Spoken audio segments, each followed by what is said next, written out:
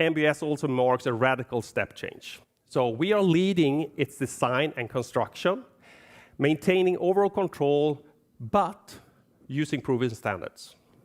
So between the domain computers and the connectivity module, we use an automotive Ethernet connection. So this is a high performance up to 10 gigabits per second. It enables full updatability of the entire MB.OS platform within minutes. So communication is based on vehicle APIs that are independent from our car lines, as I said, and it contributes to the scalability of MB.OS. So together, the building blocks of our software-based layer enable service-oriented communication for our applications, diagnostics, over-the-air updates, security functions, and across the entire MB.OS platform. So let me now guide you through the key principles of our software-based layer. And I'm going to use our infotainment computer as an example here. So starting at the bottom, the first sublayer contains the driver and security functions. These enable Ethernet communications as well as firmware and hypervisor that sits on top of the SoCs. On top of that, we're starting the operating system components. Here we're using open source Linux, and it gives us the development speed for new functions with a very robust rollout and capability options. On QNX, we run the safety critical functions for the driver displays. And then we have AUTOSAR Classics, which we jointly adapt with our partner Vector. So on top of that, we have the middleware layer.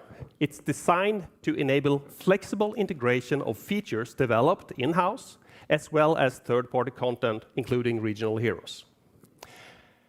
To integrate apps then seamlessly on top, we are using Android container interfaces. It is especially relevant in markets where Android apps are increasingly popular, such as China. So I'm going to zoom out now for a moment and look at another building. This is the Mercedes-Benz Intelligent Cloud that Ola talked about. It is really the game changer with this new approach. The Mercedes-Benz Intelligent Cloud is a modular, connected service platform that opens up a world of new possibilities. And it's also the backbone of our software toolchain, right? Along the entire vehicle lifecycle, we're using this toolchain. So let's look at our cloud infrastructure, starting from the bottom. Today, we host our worldwide cloud solutions from hyperscalers, such as Microsoft Azure and Amazon AWS. In the future, our multi-cloud strategy will be complemented by partnership with Google GCP for the West and Tencent for China. So on top of these hyperscalers, we build a container-based microservices mesh platform using zero trust concepts.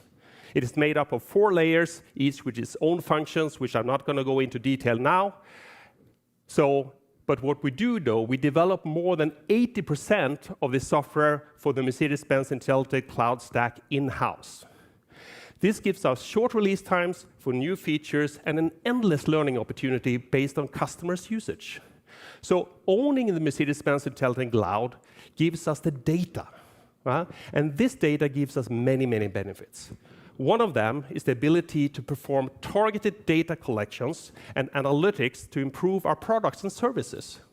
It is how we leverage this data that is key to digital luxury. So by 2025, we will have access to data from more than 16 million cars, up from the 10 million that we're already hosting in the Mercedes Intelligent Cloud today. And because we own the system, we also have full transparency over the use of customers' relevant data. So with the Mercedes-Benz Privacy Center, the customer has full control of all the data, be it personalized or anonymized. So that is how we leverage the data.